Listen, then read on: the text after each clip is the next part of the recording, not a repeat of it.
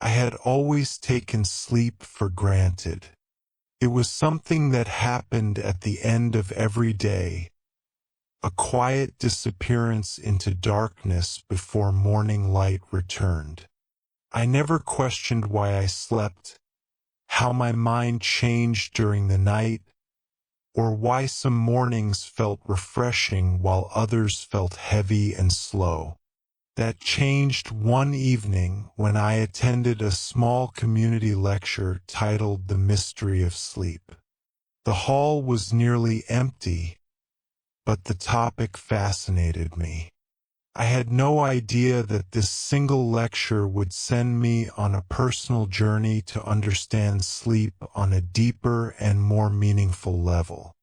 The speaker was a calm, soft-spoken researcher named Dr. Wells.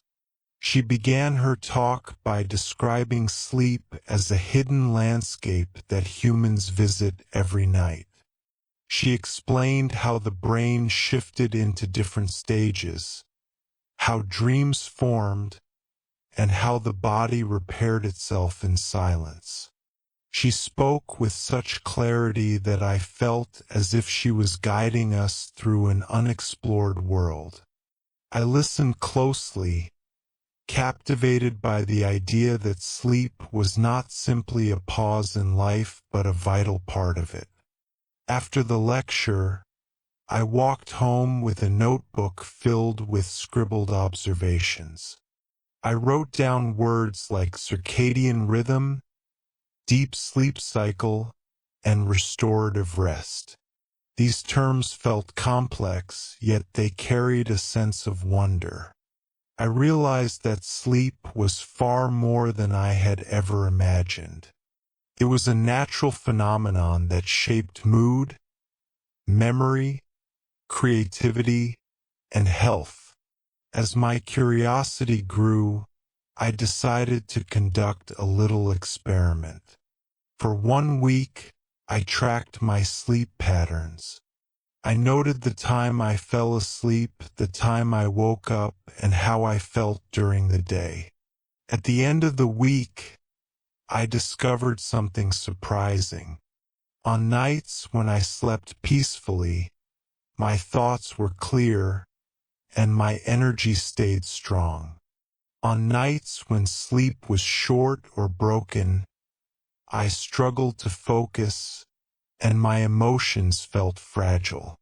The connection was undeniable. My journey deepened when I visited a nearby research center that hosted an open house. The center studied sleep through observation rooms filled with quiet machines and soft lighting. One room contained a bed surrounded by sensors that tracked brain waves, heart rates, and breathing patterns. A researcher named Daniel explained how these tools helped scientists understand the stages of sleep. As he spoke, I realized how complex and beautiful the process was. He told me that sleep moved in cycles lasting about 90 minutes. Each cycle included light sleep, deep sleep, and rapid eye movement sleep. Light sleep prepared the body. Deep sleep repaired tissues and strengthened bones. Rapid eye movement sleep allowed the mind to process emotions and memories. Every stage carried a purpose. Without all of them, humans could not function properly. Daniel also explained how dreams often appeared during rapid eye movement sleep. He said that dreams were not random. They were created when the brain organized thoughts, solved hidden problems, or explored emotional experiences. That idea fascinated me. It meant that the stories inside my mind at night might reflect the stories of my life during the day. I asked him why so many people struggled with sleep.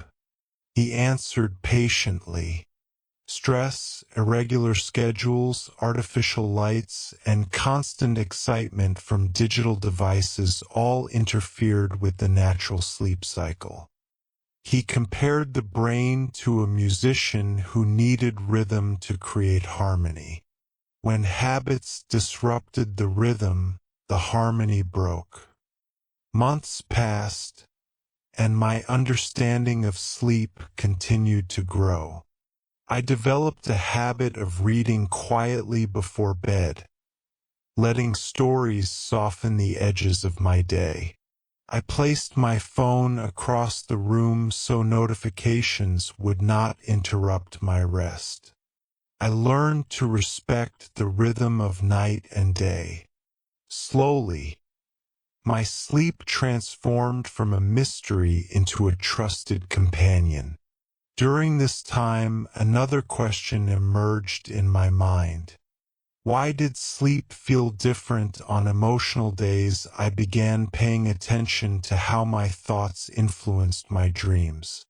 When I felt worried, my dreams were restless. When I felt grateful, my dreams were warm and peaceful.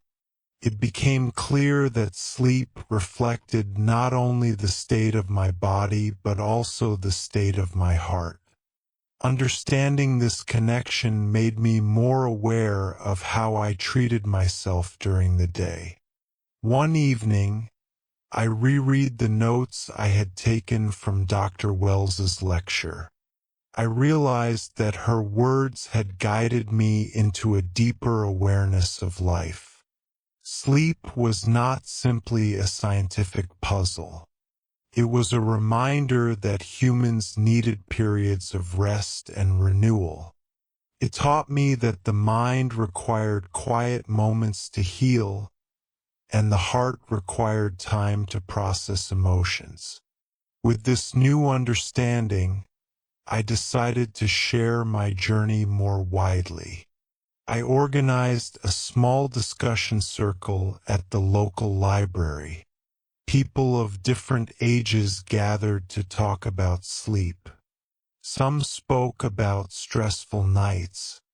Others shared calming rituals they had learned from their families. The discussions were warm and honest. I felt proud, not because I knew everything, but because I had started a conversation that helped others see sleep in a new way.